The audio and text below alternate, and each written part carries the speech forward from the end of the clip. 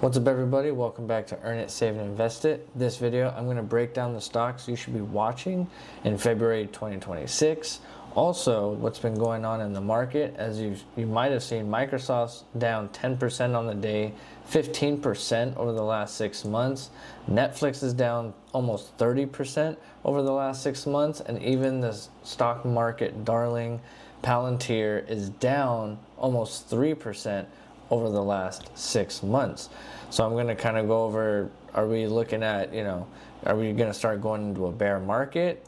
As well as I'm also going to go over the price of silver and gold, how much it's been skyrocketing. I'm going to go over exactly why it's skyrocketed. And then as you can see, I'm going to go over, I've charted all the different time periods that it has done this before. So I'm going to kind of go over exactly what I think is going to happen with silver and gold and kind of go over the past and why it has done what it's done. So if you can, please give a like and subscribe. I really appreciate it. But yeah, let's just break down these. First, I'm going to go into the stocks that I think you should be watching in February 2026. I have 6 of them right now. That is going to be Microsoft, Netflix, Oddity, HIMS, Silver, and Gold.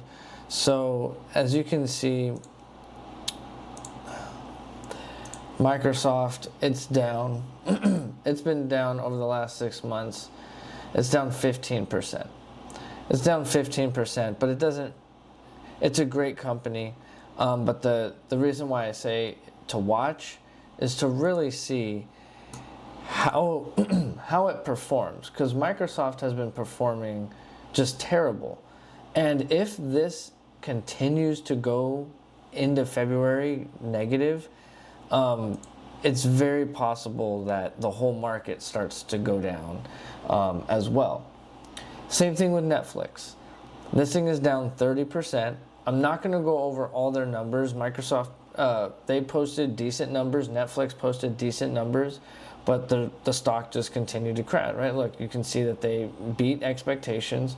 They beat the earnings. So it's just on a free fall. So if Netflix continues to fall, I mean, that might be a good chance to buy just because it's already down. It says right here, 37% over the last 217 days. Basically since June, basically July 1st or somewhere around there, right? And all the way till today, it's down 37%. Microsoft, since August, is down a total of 18%. So these stocks haven't, and if you look back, I mean, look at Microsoft. You could have bought Microsoft in June of 2024 and not made any money. You wouldn't have made any money, right? So that's pretty insane to think about, that if you would have bought Microsoft a year and a half ago, almost 2 years ago, but a year and a half ago, that you wouldn't have made any money. And if you would have bought just a month later, you would actually be down. That's pretty insane to think about. So again, if these stocks continue to drop, same thing with Netflix, right? You could have bought November of 2024 and you are breaking even. Everyone else after that is losing money. So that's pretty crazy to kind of see. This is gonna be a quicker video than usual. Oddity. This is a new one on my list. Oddity Tech. It is a beauty tech company.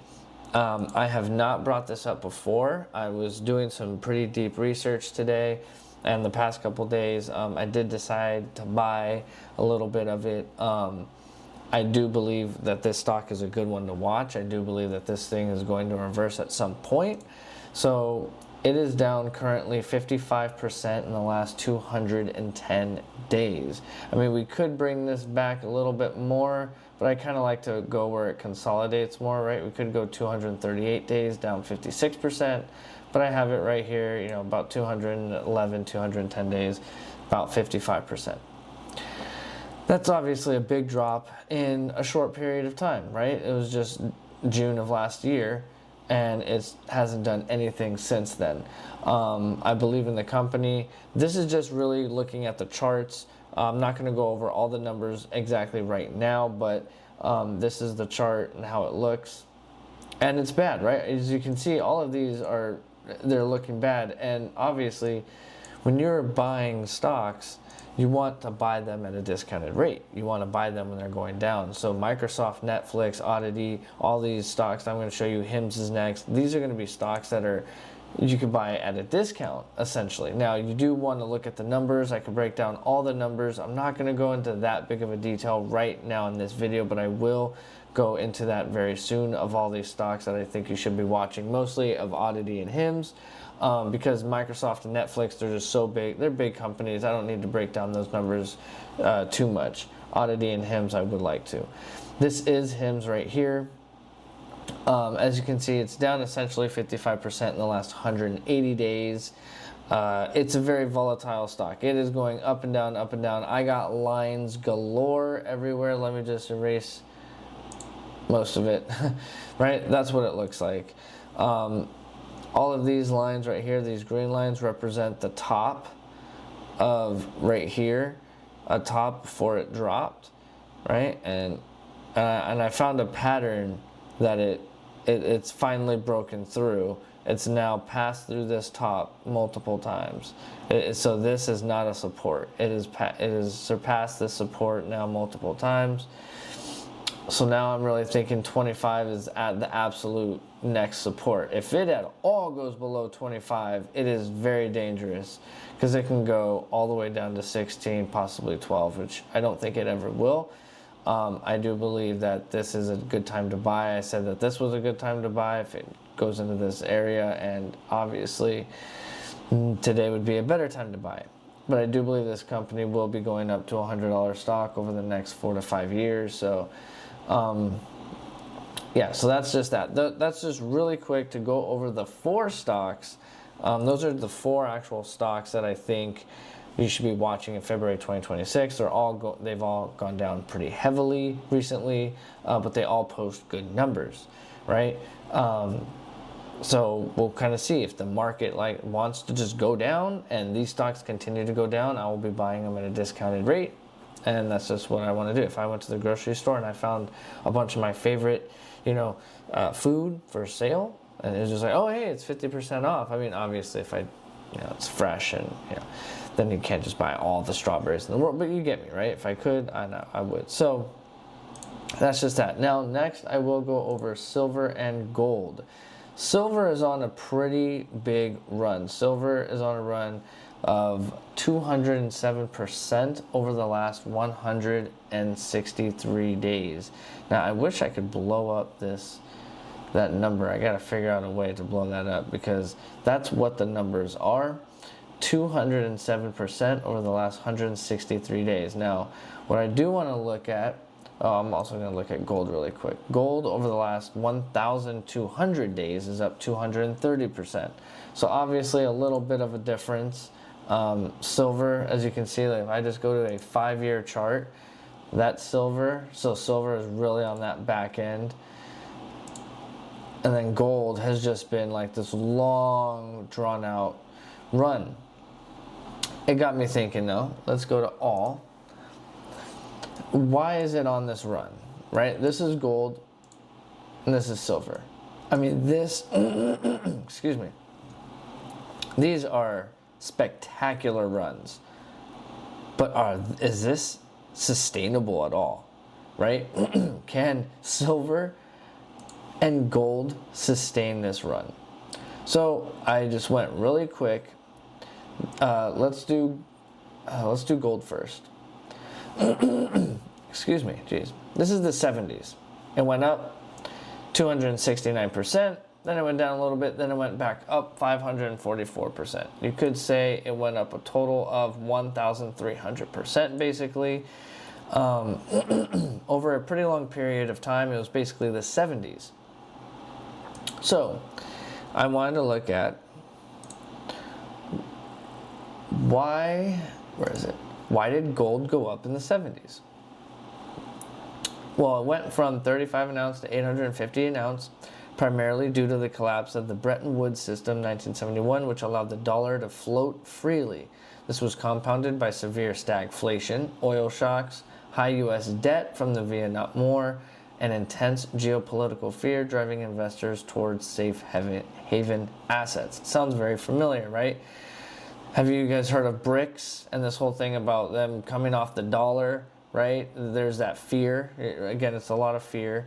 Stagflation, we had a lot of inflation over that 2022 time, and now maybe we're kind of reaching a stagflation moment. We have very high U.S. debt right now. There's been wars, we're not facing anything like a Vietnam War though, but we are facing geopolitical and civil, our own civil internal political, chaos that we have going on, right? So that kind of stuff will drive investors towards safe haven assets. So then it continued, as you can see, from 1980. I want this to be a very clear thing that you see right now. You have to hear this out. This is a big one.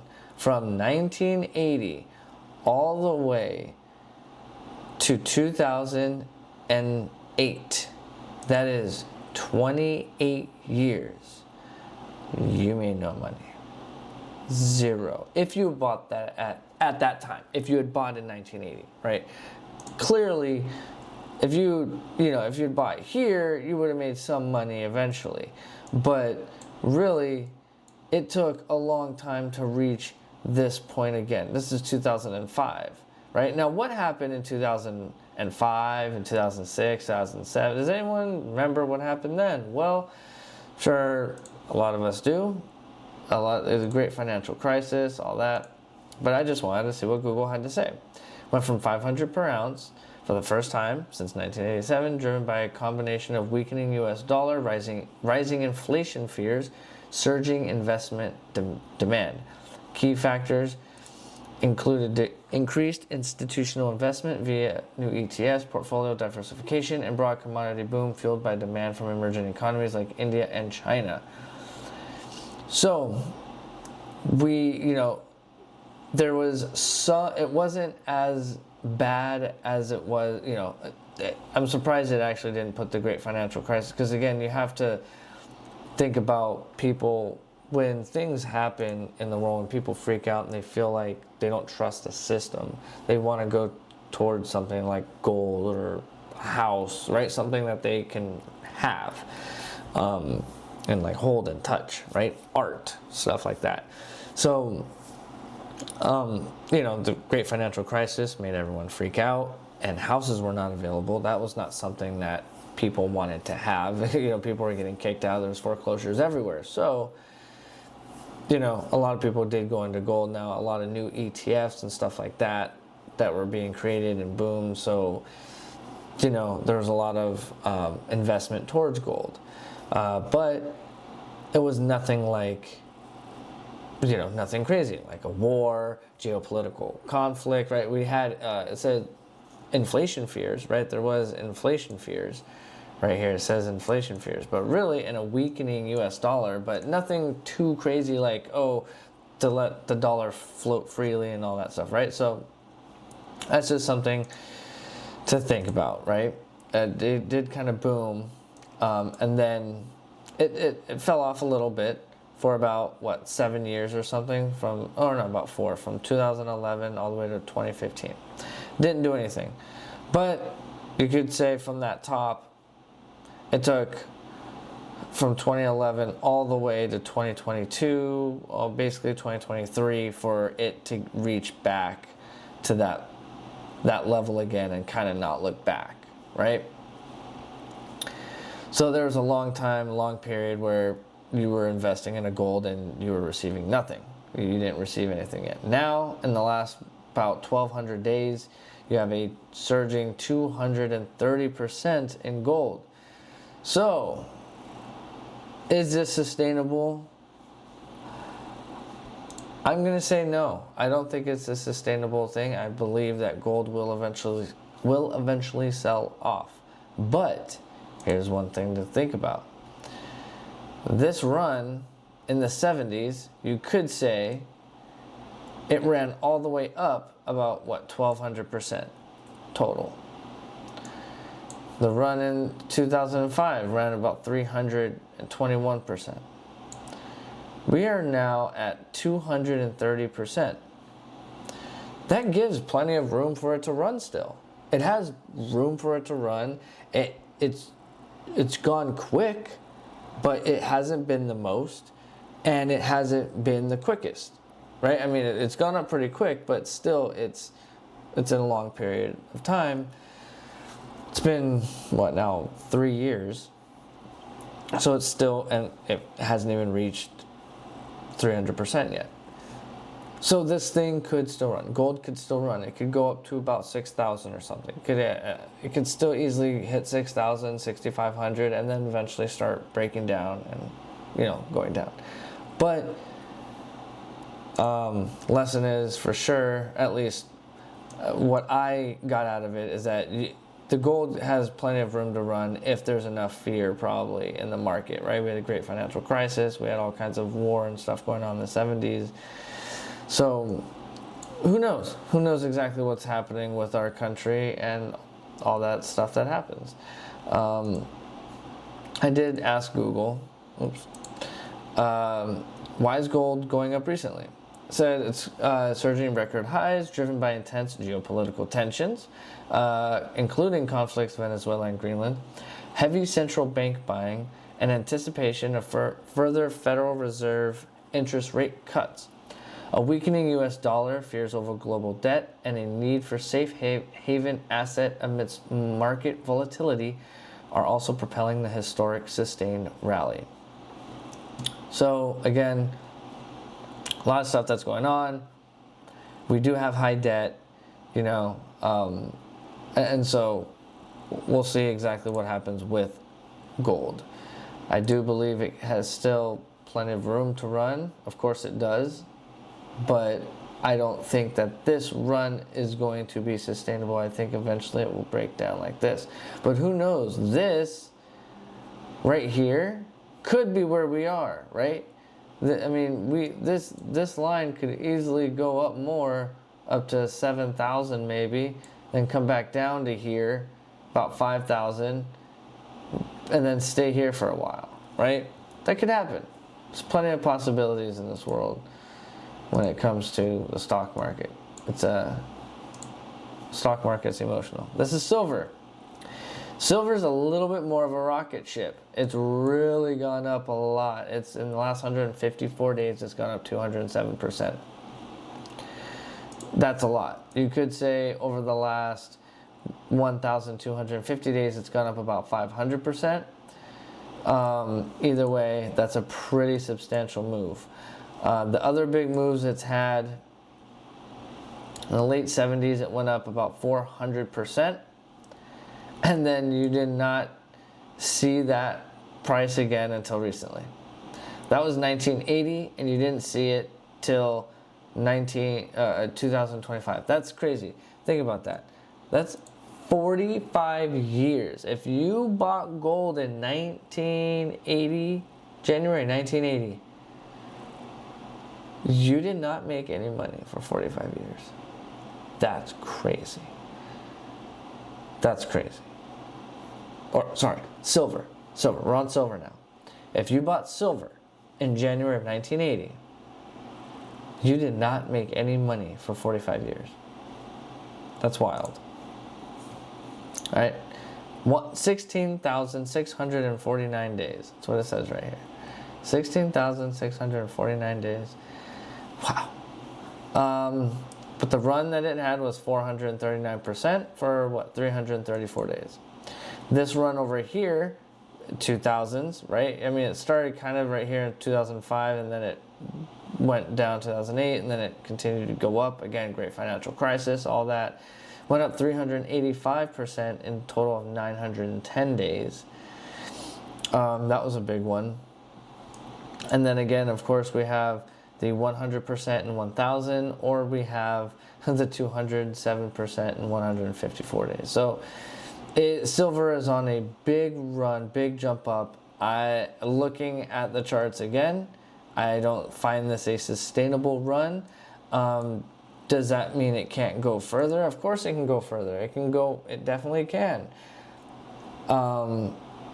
But looking at the historical returns or the big spikes that silver's had compared to gold, silver is like already reached, okay, it's reached like its biggest spike it's ever had. Whereas in gold, it hasn't even it hasn't come close to the amount of gains it can over a period of time. Silver is really already pretty much breaking that. So silver to me seems more likely the asset to go down harder and quicker, but it does not mean it can't continue to go up. I wanted to see exactly why did silver go up in 1980, and by 1979 they had engineered a genuine shortage of the metal.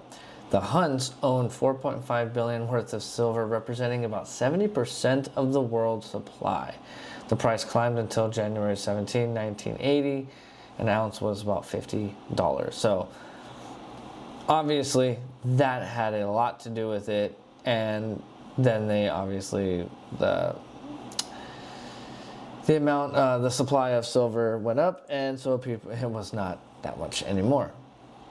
2011, the United States debt ceiling crisis was a major factor in the rise of silver price. The 2010 U.S. midterm elections highlighted policy differences between Obama versus the Tea Party movement. The price of silver went from 17 to 30, and we do have midterms this year, so silver could still go up. It could still go up. And then I put, why is silver going up now, right? Silver prices are experiencing a dramatic record-breaking surge in 2026, driven by structural multi-year supply deficit. So kind of what happened, I mean, not where someone owns 70% of it. High investment demand and massive industrial consumption for green energy and AI tech. Following 2025 boom where prices hit new records, momentum continues 2026 with silver rising due to industrial demand, supply deficits, and investment inflows. They need it to help build all these, data centers and all that. But at the same time, it says right here, right? Safe haven, speculative buying, geopolitical tensions and concerns over global economic stability, all that kind of stuff, right? With, Trump in office, it's going to create a lot of volatility. It just will, and granted, these runs started, like the run going up, the move up started in 2022, and that's when inflation was hitting really hard, interest rates skyrocketed, so people, and that's when the stock market started going down. So that's when people started putting money into gold and silver, and it's just continued. It's just continued to go since then, and it's been on a massive run, but a lot of these runs end, as you can see in those charts. A lot of these runs do end. So that was just really quick. What the heck did I just press? That was just really quick of the stocks that I think you should be watching in February 2026. Microsoft and Netflix, they're big companies. They've gone down really big recently. So if they continue to go down, that should be maybe a sign of what the market might be up to. Even Palantir's been going down. And then, like I said, Oddity, which is a new stock for me, I'm going to have a full breakdown of that, their revenue, everything. I'm going to break all that down. I do believe it's been a heavily hit stock as well, about 55% or so. And so I think it will go back up eventually. It just has to get some momentum. HIMS as well has to gain some kind of momentum here. Earnings might be able to change that, but it is a good stock to watch in February. And then again, gold and silver is just kind of interesting to watch. Is this run going to keep going in February? Is it going to go through the midterms? And then after midterms, do we have a little bit more clarity? Who knows? Who knows exactly what's going to happen? We don't. So the best thing you can do is stay prepared and be aware, and don't be scared. Just keep making daily buys, weekly buys, monthly buys. watch the market, but don't get scared. And yeah, never forget. Oh, also, yeah, I would like for you to like and subscribe if you're still watching. If you're not, whatever. You know, you're not watching. But I appreciate everyone who does watch. And yeah, never forget to earn it, save it, invest it, buy low, sell high. I want assets, not liabilities, and you can count on compounded interest.